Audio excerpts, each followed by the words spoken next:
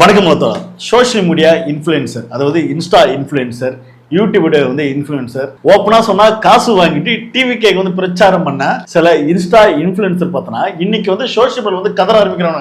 எங்க அம்மா சத்தியமாங்க, நாங்க வந்து ரூட் மாஃபியோட காசே வாங்கலுங்க, 5 பைசா வாங்கலுங்க, கோவில் பேக்ட்ராப்ல பேசுறேங்க, பொய் சொல்ல மாட்டேங்க, சத்தியமா நம்புங்க அப்படின்னு சொல்லிட்டு எல்லாம் வந்து கதற ஆரம்பிக்கிறாங்க. ஏன்டா என்னடா ஆச்சுன்னு பார்த்தா, கோவை சம்பவத்துல 10 வயது சிறுமி பாதிக்கப்பட்டது, ஏன்டா வாய் தந்து பேச மாட்டீங்க அப்படின்னு சொல்லி கமெண்ட் செக்ஷன்ல போயிட்டு ஒட்டுமொத்த தமிழ்நாடு மக்களும் போட்டு கிளி கிழிச்சானுவ. என்னடா வச்சுக்கிறீங்க வாயில வேற மாதிரி வச்சிருக்கீங்களா, ஏன்னா வாய் தந்து பேச மாட்டீங்க, இங்க ஒரு வந்து அணையா நடந்திருக்கு, பேச வேண்டியதானே, ஒன்னும் வந்து ஆட்சிக்கு வரதுக்கு என்னெல்லாம் பேசுறீங்க, ஒன்னனுக்கு எதிராக சதி பண்றாங்க, முடக்குறாங்க, பாவம் அவரு கரியர் உச்சி தொட்டு வந்தாரு, பாவம் அவர் பார்த்தா எவ்வளவு கொடுமைப்படுத்துறாங்க அப்படின்னு என்ன மாதிரிலாம் பில்டப் பண்ணீங்க. இன்னைக்கு வந்து வாய் தந்து எவனை வந்து பேசுங்கடா அப்படின்னு சொல்லிட்டு ஒட்டுமொத்த சோசியல் மீடியா பார்த்தோன்னா கல்ட்டு அடிக்கும் போது ஆட்டோமேட்டிக்கா பார்த்தோன்னா எல்லா அணிகளும் பார்த்தோன்னா வெளியே வருது. அது வந்து பார்த்தோன்னா எதெல்லாம் காசு வாங்குதோ அது எல்லாம் வெளியே வந்து சத்தியமாக நான் வந்து காசு வாங்கலைங்க, அதாவது நீங்க வந்து காசு வாங்குனீங்களா அப்படின்னு சொல்லி யாருமே கேட்கல.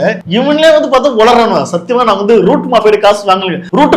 ரூட் மாஃபியா யாரா இல்லங்க, அவங்க தாங்க எங்களுக்கு காசு கொடுத்தாங்க அப்படின்னு நீங்க வந்து சொல்றீங்கல்ல, நாங்க எதுவும் சொல்லலடா, அப்ப நானே தான் உளட்டனா அப்படி மாரி திருடனுக்கு தேல் கொட்ட மாதிரி இவங்களே வந்து பார்த்தோன்னா ஒப்பாரி வச்சுக்கிறாங்க. அதுல மெயினா யார் பார்த்தோன்னா இந்த மதன் கௌரி, ஏடுடி நந்தா, வந்து இன்னும் இன்ஸ்டா இன்ஃப்ளூயன்சர் அப்படின்ற பேர்ல பைத்தியங்கள் வந்து இதுங்கெல்லாம் வந்து எப்படி வந்து ஒப்பாரி வச்சு கதறிட்டு இருக்கிறது இந்த வீடியோல பார்க்கலாம். வாங்க வீடியோக்குள்ள போகலாம்.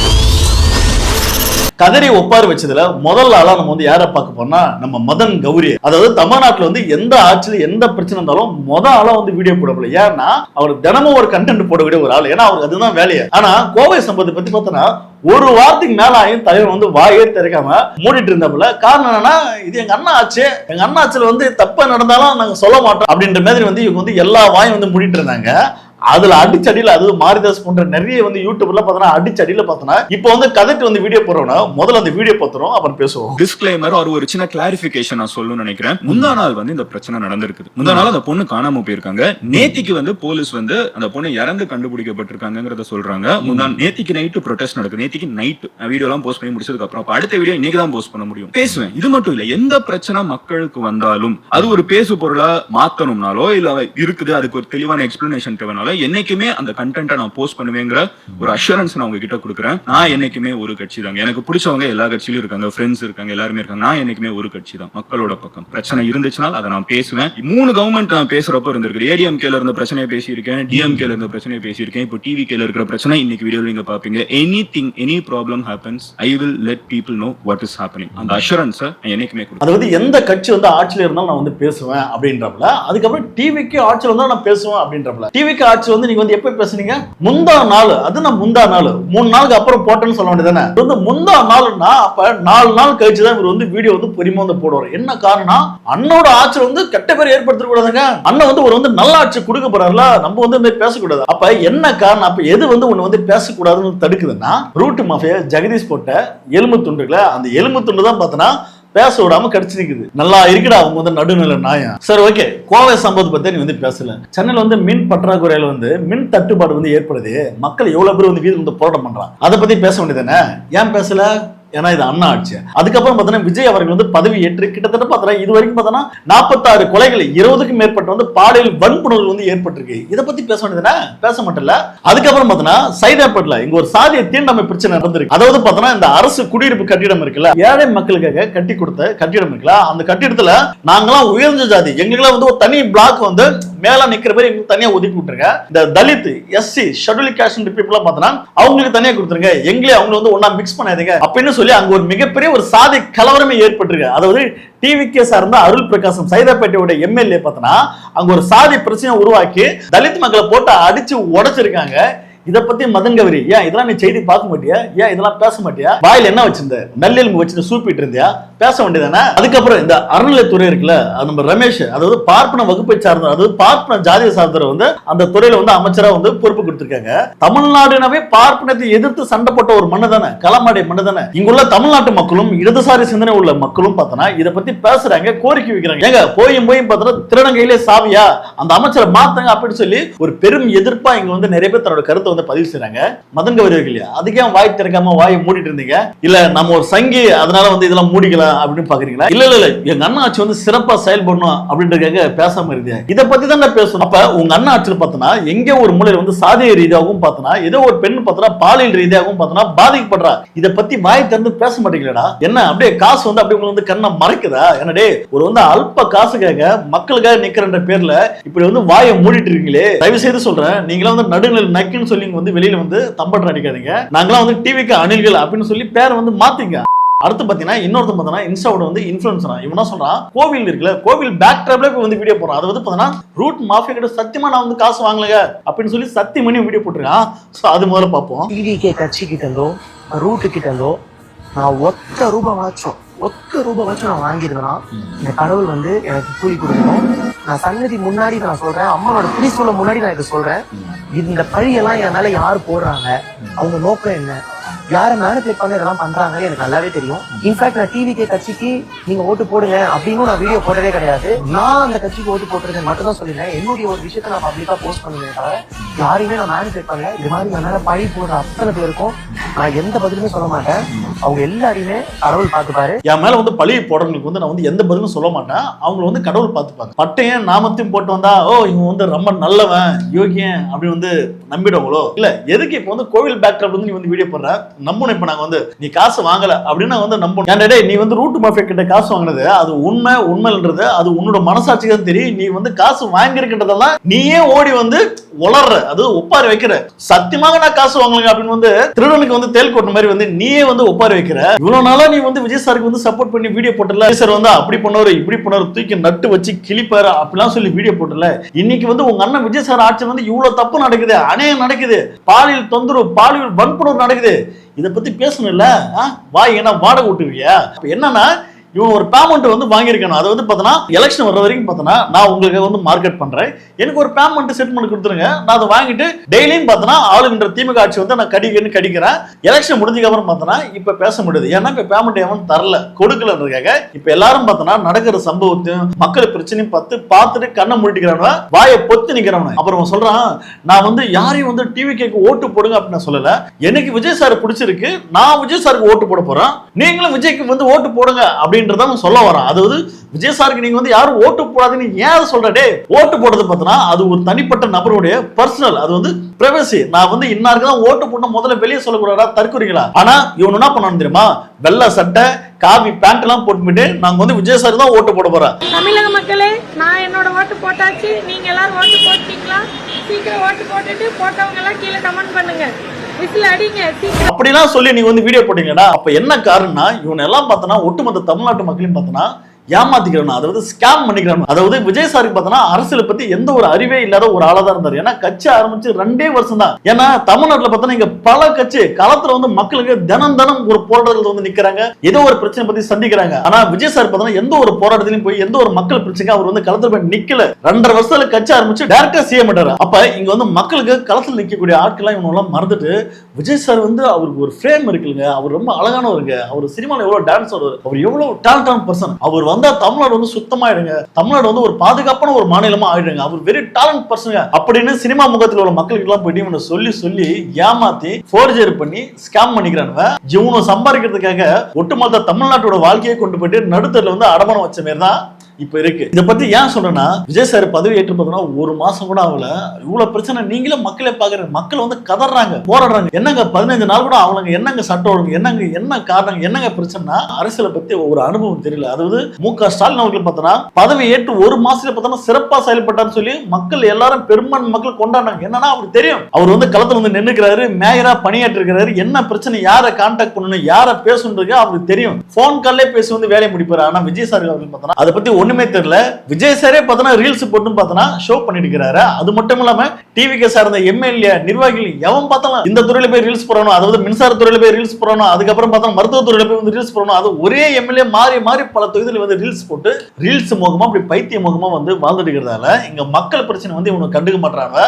அதன் காரணமா தான் பார்த்தோன்னா இந்த 1 மாசத்துல பார்த்தோன்னா இத்தனை மக்களோட கொந்தளிப்பும் நிறைய மக்கள் பார்த்தோன்னா ஆள ஆரம்பிச்சாங்க. என்னோட வீட்டுல சொன்ன பசங்க பேச்சு கேட்டு வந்து ஓட்ட போட்டு என் தலையிலே நான் வந்து மண்ணெலி போட்டுக்கிட்டேங்க அப்படின்னு சொல்லி நிறைய மக்கள் கதறதெல்லாம் வந்து நம்ம பாக்குறோம். இதுக்கெல்லாம் யாரு காரணம்? நம்ம ரூட் மாஃபியா ஸ்கெட்ச் போட்டு இந்த மாதிரி இன்ஸ்டா இன்ஃபுளுசர் கிட்ட வந்து கொடுத்து இந்த ஒட்டுமொத்த தமிழ்நாடே வந்து நாசப்படுத்திருக்கீங்களா டே. அடுத்த ஒரு இன்ஸ்டா இன்ஃபுளுசர் அந்த அம்மா என்ன சொல்றாருன்னு பாத்துருவோம். நான் உங்க சுதா பேசுறேன். உண்மையில நான் அரசியல்வாதி இல்ல, இன்ஃப்ளூயன்சரும் இல்ல, சாதாரண பொதுமக்கள் ஒருத்தி தான். உண்மையில ஒவ்வொன்றுக்கும் வந்து எங்கனால வீடியோ போட்டுட்டும் இருக்க முடியாது. ஏன்னா நாங்களும் பொதுமக்கள் எங்களோட வேலையை பார்க்கணும். இந்த ஆட்சி அதனாலதான் சரியான நபர்கிட்ட ஒப்படைச்சுட்டா நாங்க எங்க வேலையை பார்க்கலாங்கிறதுக்காக சரியான நபரை தேர்ந்தெடுத்து அவரை ஒப்படைச்சிருக்கோம். 100% அவரை நம்புறோம். அதுக்கான டைம் கொடுங்க. இவ்வளவு கடன்ல அவரால் எதை முதல்ல செய்ய முடியுமோ அதெல்லாம் கொஞ்சம் கொஞ்சமா அவர் செய்ய இப்பவே ஆரம்பிச்சுட்டார். இவ்வளவு கடன் இருக்கு, என்னால எந்த நல்லதும் செய்ய முடியாதுன்னு அவர் தவிர்க்கல. அவர் செஞ்ச சின்ன சின்ன நல்லதை கூட அவங்களால ஏத்துக்க முடியல. எங்க இவன் ரொம்ப இன்னும் நல்ல பேர் ஆயிருமோன்னு உடனே இந்த பிரச்சனையெல்லாம் கிளப்ப ஆரம்பிச்சுட்டாங்க. இந்த நிறைய பிரச்சனையை கிளம்புறதுக்கு பின்னாடி கூட எதிர்கட்சிகளோட சதி இருக்கலாம். எதிர்கட்சியா இருக்கிற வரைக்கும் பிரச்சனை இல்லை. இவங்க எதிர்கட்சியா செயல்படணும்னு நினைக்கிறாங்க. அங்கதான் பிரச்சனையே. மக்களே என்ன வேணா நடக்கலாம். இந்த ஆட்சி மேல தப்பான பழிய போடுறதுக்காக நீங்களும் உஷாரா இருங்க, எச்சரிக்கையா இருங்க. அதே சதி, அதே தீய சக்தி சதி, டிஎம்கே சதி அப்படின்னு மாரி உருட்டுறல நல்லா இருக்கு உன் உருட்டு.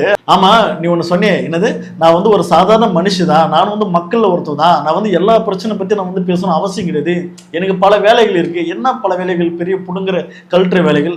அன்னைக்கு மட்டும் விஜய் சாருக்கு சப்போர்ட் பண்ணி வீடியோ போடுறது மட்டும் உனக்கு வேலையே இல்லை. அப்ப அன்னைக்கு வந்து போட்டீங்க, இன்னைக்கு வந்து நீ பிஸி ஆயிட்டீங்க, வேலையா இருக்கீங்க. அதாவது என்ன காரணம்னா அன்னைக்கு வந்து விஜய் சார் சார்பா வந்து உனக்கு வந்து காசு வந்துச்சு, பேசுனேன். இன்னைக்கு யாரும் காசு தரல, பேமெண்ட் நின்றுச்சு, அதனால பேச மாட்டேன். மக்கள் பிரச்சனைக்காக நீ உள்ள வந்துட்டனா நீ பேசியே ஆகணும். மக்களுக்காக நீ அன்னைக்கு பேசினா அந்த ஆட்சியில தப்பு நடந்ததுன்னு சொல்றேன்னா இந்த ஆட்சியில தப்பு நடந்தா தப்புன்னு சொல்லிடும். எங்க அண்ணா ஆட்சியில வந்து தப்பு நடந்தா நான் வந்து பேச மாட்டேங்க, நான் வந்து வாயை மூடிட்டு இருப்பேன்னா நீ எல்லாம் வந்து இன்ஸ்டால பேசவே கூடாது. மக்கள் பிரச்சனைக்கு முதல்ல பேசவே கூடாது. அதுக்கப்புறம் சொல்றேன், ஒரு வந்து நல்ல ஒரு கையில வந்து நான் வந்து ஆட்சி கொடுக்கணும்னு ஆசைப்பட்டேன். சரி, உங்ககிட்ட நான் வந்து நேரடியாக கேட்கிறேன், எதை வச்சு நீ வந்து விஜய் சாருக்கு வந்து நல்ல ஆட்சி கொடுப்பாருன்னு எதை வச்சு நீ நம்பின?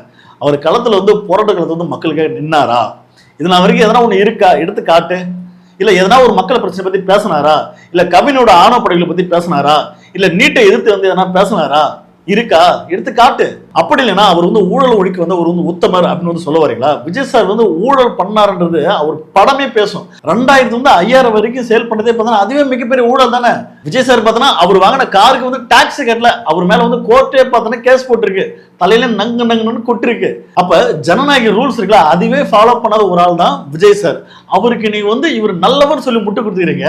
இல்லங்க, என்னதான் இருந்தாலும் அவர் வந்து கறி எடுத்து உச்சத்தை விட்டு வந்தாருங்க. யாருக்கு விட்டு வந்தாரு? இல்ல சொத்தெல்லாம் பார்த்தோன்னா ஏழை மக்களுக்கு வந்து எழுதி கொடுத்தாரா? இல்லங்க, அவர் வந்து ஊழல் வந்து பண்ண மாட்டேன்னு சொல்றாருங்க. அது வந்து ஊழல் கட்சியிலிருந்து வந்தவங்க எல்லாரையும் பார்த்தோன்னா கூட பக்கத்துல வச்சுக்கிறது. அது வந்து நம்ம ஆதுவார்ஜன் அவர் வந்து செங்கோட்டன்ல இருந்து நம்ம புசியானதுல பார்த்தோன்னா ஊழல் கட்சியிலிருந்து வந்த எல்லா இடத்துலையும் பக்கத்துல வச்சுட்டு நான் ஊழல் செய்ய மாட்டேன், நான் ஊழல் ஒழிக்க வந்த உத்தமன்றது எப்படி மக்கள் நம்புவாங்க? விஜய் சாரை பத்தி பேசினா அவரை பத்தி அடுக்கடுக்கான பல குற்றங்கள் வந்து வைக்கலாம். எந்த நம்பிக்கையில வந்து விஜய் சார் வந்து நல்ல ஆட்சி கொடுப்பாரு, இவர் வந்து நல்லவர் அப்படின்னு எந்த அடிப்படையில நீ வந்து அவரை சப்போர்ட் பண்ண? ஏன் இங்க வந்து தமிழ்நாட்டுல வந்து களத்துல தினம் தினம் ஓடி போய் நிற்கக்கூடிய தோழர்கள் யாரும் கண்ணில் தெரியலையா? ஏன் அவங்களுக்கு நீங்க வந்து ஓட் பண்ணி சப்போர்ட் பண்ண மாட்டீங்களா?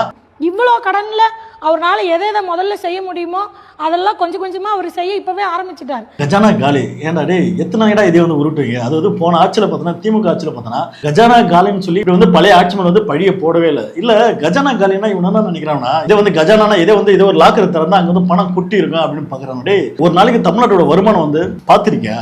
அதெல்லாம் வந்து தெரியுமா தெரியாது? சரி, கஜானா காலின்றீங்களா? அதாவது ஸ்டாலின் அவர்கள் கொண்டு வந்த திட்டத்துல 1000 ரூபாய் தான் கொடுக்க முடியும்னு சொல்லி கொடுத்தாரு. இந்த காசு எப்படி வந்தது? இப்ப மட்டும் கஜானா காலி இல்லையா? கஜானா காலின்னு சொல்றதுல இது வந்து உருட்டு. இதையும் நீங்க நம்புறீங்கன்னா இதை விட தற்கூரி முட்டாளி எவனும் இருக்க மாட்டான். கஜானா காலியெல்லாம் அதெல்லாம் தூக்கி போடு. இங்க சட்ட ஒழுங்குன்னா அதை பத்தி பேசுறியா? சட்ட ஒழுங்கு வந்து சந்தி சிரிக்குது, அதை பத்தி பேசுங்கடா கேளுங்கடானா கஜானா காலிங்க எதுக்கு எடுத்தாலும் இதே காரணமா?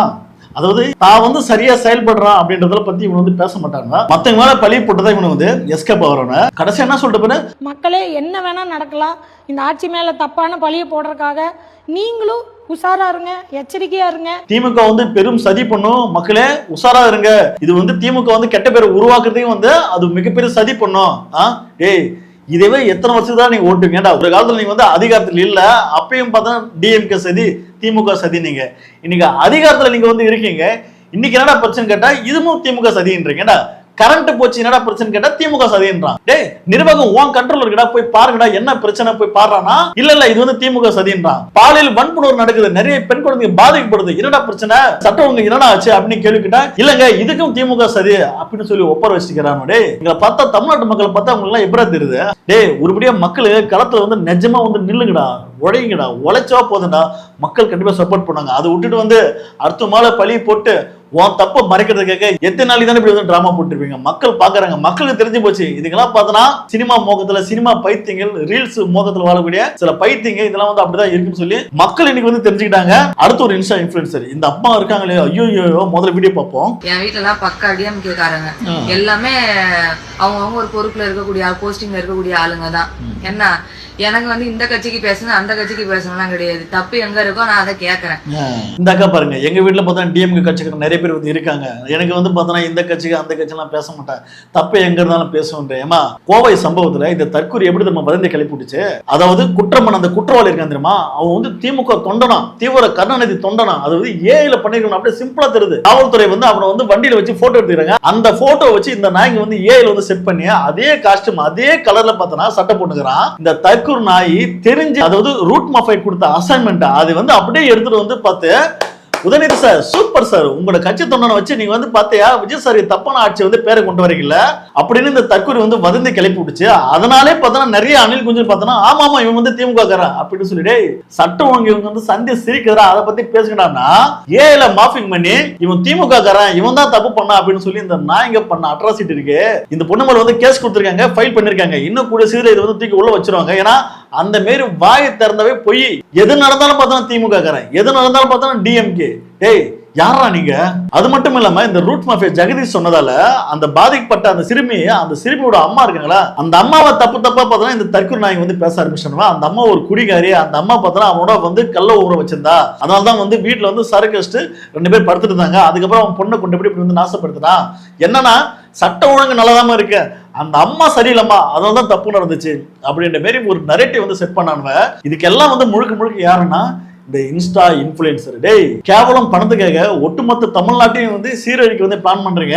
கூடிய விரைவில் மக்கள் கையில நீங்க சிக்கினீங்க, உங்களை உரிச்சு விட்டுருவாங்க.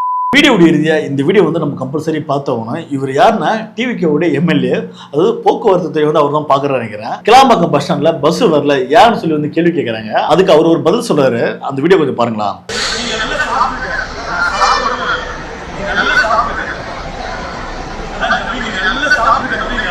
நீங்க நல்லா சாப்பிடுங்க, நல்லா சாப்பிடுங்க, நான் நல்லா சாப்பிட்டு தான் வருவேன். அது ஏன் இருப்போம் செமையா செருப்பை கண்டு அடிச்சப்பறம். அதாவது பஸ் வரல, பஸ்ஸோட கண்ட்ரோலா உங்களோட கண்ட்ரோல் தான் இருக்கு. அப்ப பஸ் வரலன்னா அதுக்கு பதில் சொல்லியானா, நான் சாப்பிடல நீங்க நல்லா சாப்பிட்டு இருப்பீங்க அப்படின்றது எதை வச்சு சொன்ன? நீ என்ன சாப்பிடும்போது பாத்தியா? என்ன பேச்சு இது பாருங்க. நம்ம ஒண்ணு கேட்டா நம்மள ஒரு அசர வைக்க மாதிரி ஒரு பதில் சொன்னிக்கிறையோ. பஸ் ஏன் வரல அது காரணம் சொல்லியானா, இல்லங்க தம்பி நீங்க சாப்பிட்டீங்களா, நான் சாப்பிடல, என்ன பண்ண போற அதுக்கு, சாப்பிட்டு வர பேர் போயிட்டு ஐயோ என்னத்த சொல்லுது அது பாரு. இந்த மாதிரி தற்கொலைக்கு தான் நீங்க வந்து நாட்டை ஆண்டுட்டு இன்னும் வந்து 5 வருஷத்துல பார்த்தோன்னா சிறப்பா வந்து நல்வழி பாதைக்கு வந்து கொண்டு போறாங்க. பாப்போம் பொறுத்து இருந்து. இனி வரும் காலத்துல பார்த்தோன்னா இன்னும் சில கேலி குத்துகள் இன்னும் நிறைய இருக்கு. டே பை டே பார்த்தோன்னா இன்னும் வந்து நிறைய ட்ரோல் கண்டது தான். இந்த வீடியோ பத்தின கருத்துக்களை நீங்க என்ன நினைக்கிறது மறக்காம கமெண்ட் பண்ணுங்க. மீண்டும் அடுத்த வீடியோ சந்திப்போம். நன்றி, வணக்கம்.